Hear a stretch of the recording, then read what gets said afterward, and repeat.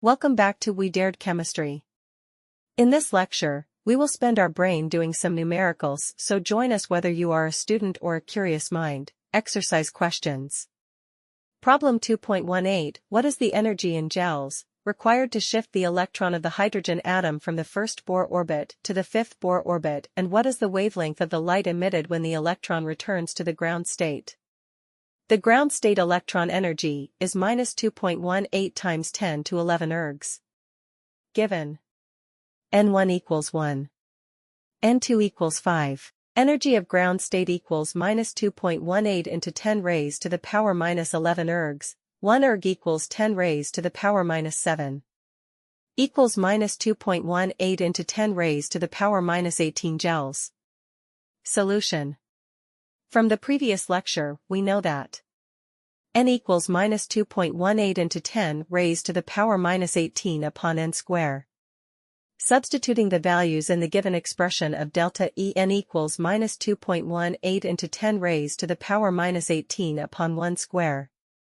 And for the second value, N equals minus 2.18 into 10 raised to the power minus 18 upon 5 square. We know that delta E equals E2 E1. Delta E equals minus 2.18 into 10 raised to the power minus 18 upon 5 square minus 2.18 into 10 raised to the power minus 18 upon 1 square. After calculation, delta E equals minus 2.18 into 10 raised to the power minus 18 multiplied by minus 24 upon 25. Delta E equals 52.32 into 10 raised to the power minus 18 divided by 25. After calculation, delta E equals 2.093 into 10 raised to the power minus 18.